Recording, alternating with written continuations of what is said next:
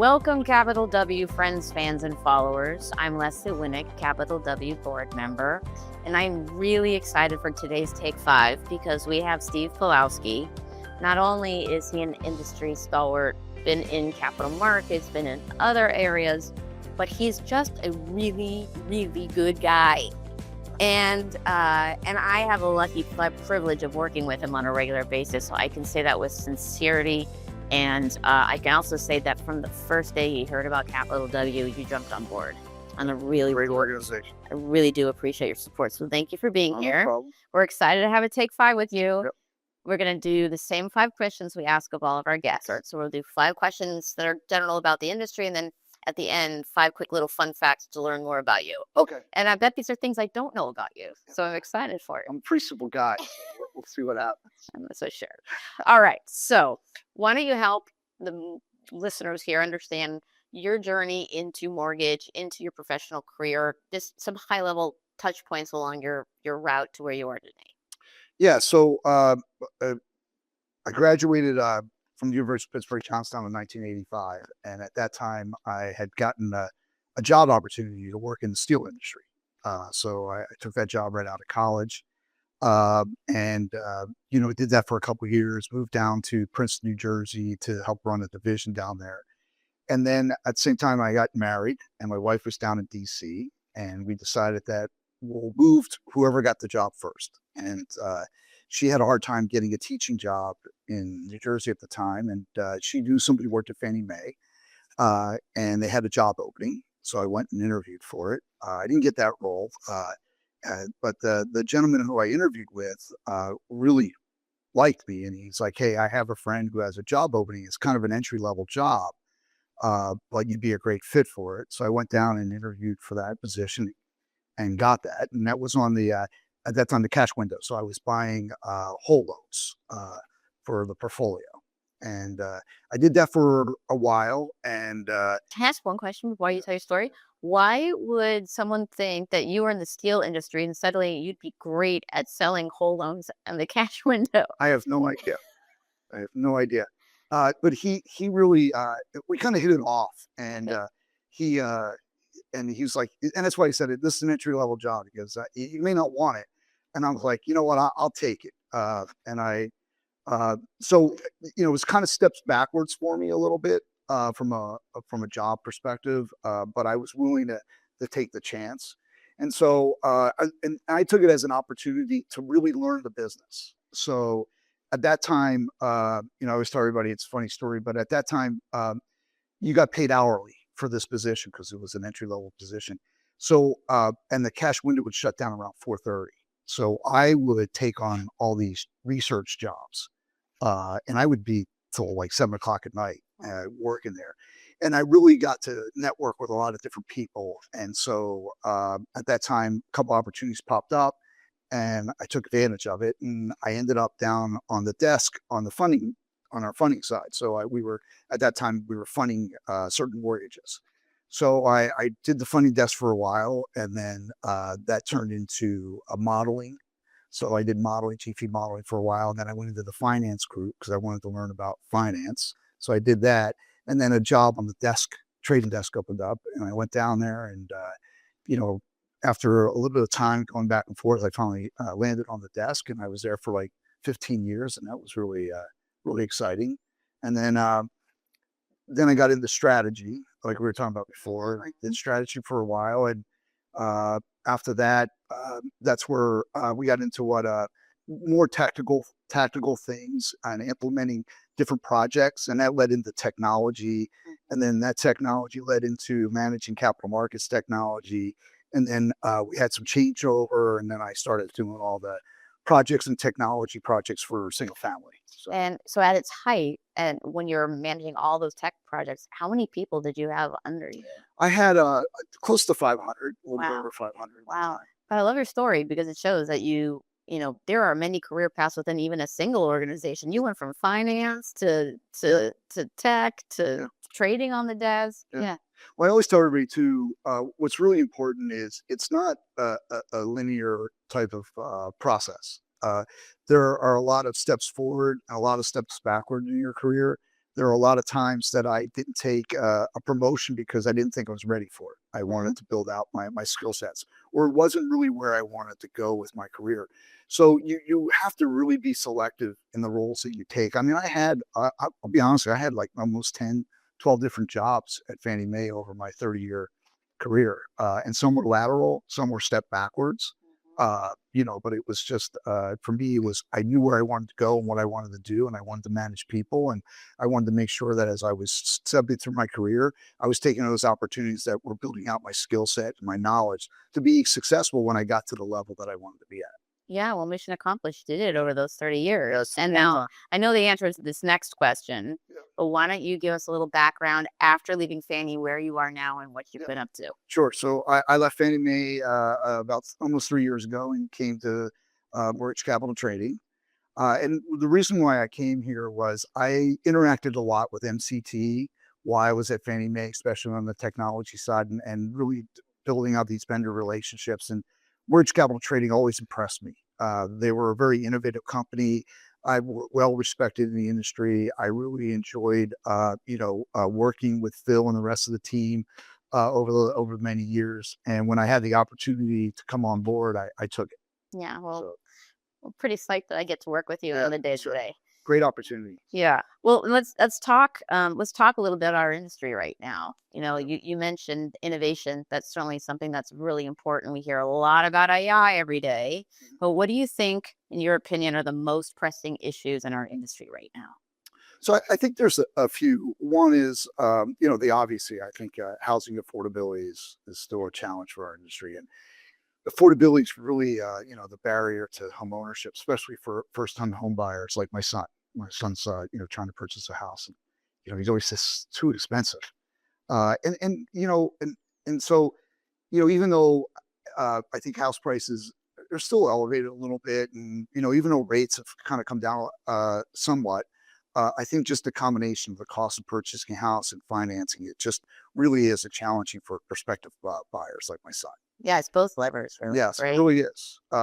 And the other thing too, I think, is education. I think a lot of um, borrowers don't really understand the full cost of home ownership.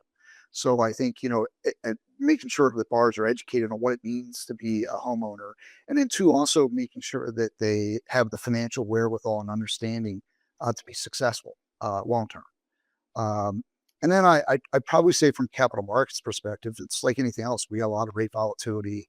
I think it's putting pressure on their volumes, margins, and making the economics associated with origination work for a company is very difficult. Yeah, volatility. We're hearing a lot about that, Yeah. right? We're Yeah. here at a conference right now about capital markets and volatility, and the answers were making sure that you have enough liquidity, have enough broker dealers, have enough outlets with investors. The volatility is not going away. No, not at all. And I think that's what they struggle with. And I think from a, being in technology, I also think from a technology's perspective, I think the landscape is changing on how lenders compete in the marketplace. So I think, like we talked about, we were talking about earlier, is automation and, data analytics and AI driven capabilities. Technology is no longer, I think, like an efficiency lever. I think it's more of, it can really differentiate a competitor, or from, or at least differentiate you from the competitors.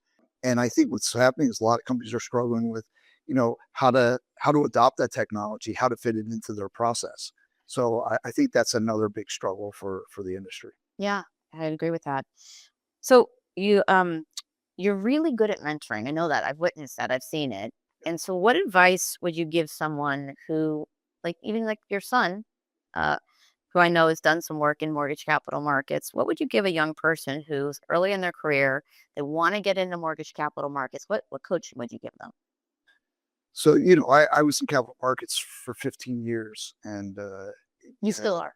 yeah, I am. That's right. I always forget, but being on the desk and being in Yeah. that space, I think first of all, capital markets would be very complex, especially if you're unfamiliar with it.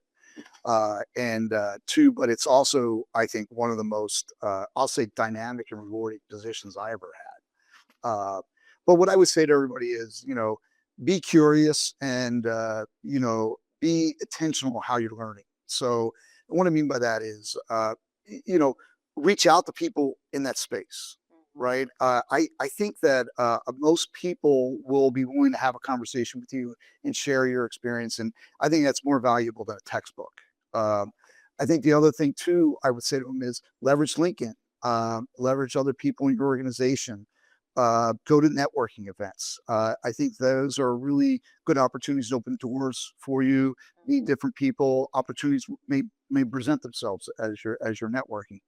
I think the other thing I would probably say is if you're working with a company that has a trading desk already, and I kind of did this a little bit, is go down and ask if you can sit on the desk for a while and listen to what's going on and how they're transacting and how they're engaging with their customers. To have coffee with someone that's on the team. When you're on the desk, it's like listening to a foreign language if you're not used to it. It really is, and that's what I think is so overwhelming sometimes.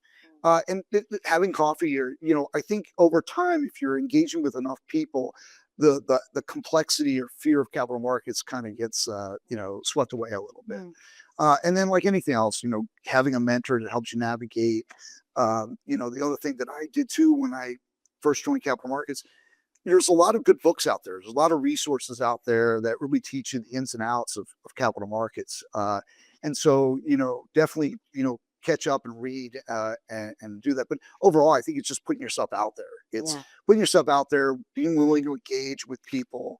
And capital markets is one of the spaces where I think it rewards those individuals that are going to be proactive, they're eager to learn, and are adaptable.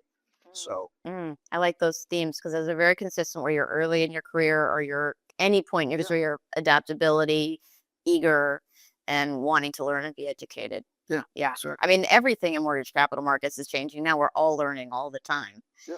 So the flip side of that question would be then, we just asked about a person getting in. What would you advise a company who's looking to attract and retain new talent? What advice would you give them to say, hey, this is a way you can get a more diverse group of candidates in your population? Yeah. Well, first of all, diversity of thought, and we had a conversation, I think, a couple of weeks ago about this. Yeah. But to me, diversity of thought is what I think really makes an organization great. So when you have people with different experiences or different thoughts, different backgrounds, willing to challenge, conventional ideas, I always think your outcomes are always going to be better. So I think it's important for organizations, and I think they're already doing this today, but building out their pool of talent, reaching out to students and universities and holding network opportunities, because no one ever really says I'm going to go into capital markets. And a lot of people don't really know it's a career path or available career path. So having, those opportunities to educate, when they're first starting off and thinking about career, I think is a great opportunity for an organization. I think the other thing too, from an organization perspective, is don't hire a person because they meet every check mark on a role. Hire people, and I'm even when I was hiring people, I was looking for people that had a good attitude and aptitude, because throughout my career, I think the people that are curious, eager, willing to learn are more than often going to be the biggest contributors to an organization. And then, I think the other thing would be, when they come in to your organization, you should make sure you have the appropriate training courses for them. The other thing that I think is really important too is sitting down with them and helping them sort of start to form their career path. Like when I first joined my other company, the first 6 weeks I was there, you sat down with an HR person and they would ask you questions about what you want to do, what your career, where do you want to take your career, and you map something out with them. And they had these little check-ins you had to check in with your boss every once in a while on it. But I always thought that was really helpful because it gave me a really good understanding of, it made me think about where I wanted to go with my career, because no one really sat down and did that with me before. And then, the other thing that I always, for my organization, was about rotations. So I always encourage people to do rotations in other groups. Understand what, Fannie Mae is a very large company, and there's a lot of opportunities that exist within Fannie Mae. So my point was, let's get you in a rotation. I'm not talking about a week. Like, we would literally swap. I would take someone from another group, and they would take someone from my group, and they would be there for like 3 or 4 months. And part of it was to really understand the organization, but become part of that organization. And the idea was to leverage these people and have them do work, not just sit there and listen and hear, but really engage day in and day out. And I always felt that was really, really powerful for people. And I had a lot of people leave my group and go to other groups because of that. And I was happy about that, because you always want that flow of resources coming in and out. I agree. That's one of the benefits of a larger organization. But let me just summarize it for everything, because you get so many good little nuggets there. It's creating a talent pool, reaching out and creating the talent pool early, like explaining that mortgage capital markets is a career. And there are some companies doing this, like FICO's great at doing that right now. And some others are going out to the campuses and saying, hey, this is job path. Not looking for someone who might have every box checked in the pedigree, but you're looking for collaboration, you're looking for hustle, you're looking for aptitude, right? You also said, once they land in your organization, creating a support system, whether it's performance management process, development processes, mentorship, and then finally rotations, right? Getting people out of their comfort zone and moving up and around the organization. Yeah, and I think that's really important. Getting out of your comfort zone. I did that my whole career, right? I would step in things, and I'm really not sure. And this was a famous quote from someone who said, if you're offered an opportunity, it's outside your comfort zone, take it. Yeah, because you'll figure it out. Yeah, that means you're uncomfortable right now having this interview. Very uncomfortable right now. Okay, well, that's it. Those were the questions. So now we're on to our fast 5. All right. This is just about you. These are even easier. All right. So what's your favorite food? So my mom's Italian. She makes an awesome lasagna. So that's my favorite food. Yeah, the lasagna. Yes, Parmesan. I don't know what it is. They're both very satisfying. Yeah, they are. They really are satisfying comfort food. Okay, how about any special hobbies or interests? So I love boating. I draw, and bourbon, as you know, is a big thing of mine. Yeah. So I'm always going out, picking up, special types of bourbon, rare bourbon. So that's those are all fun. I haven't seen any of your art. I look forward to seeing that. Yep. How about a book, periodical, or podcast you'd recommend? It's funny. And Leslie, you probably know this from Monday night, but one of my favorite podcasts is the Diary of a CEO. And it's a very cool podcast because it has not just CEOs, but high executives and things like that. Just hearing the struggles that they run into from a company or industry perspective and how they deal with it. It's a really nice podcast. I haven't listened to it. I am going to check it out the way you described it. How about a favorite musician or musical group? I would probably say Bruce Springsteen. I saw him on the last tour in San Francisco. It was really amazing. Yeah, he's and awesome. You know what's amazing? Speaking of diversity, you get a better outcome. Did you see this last tour? No.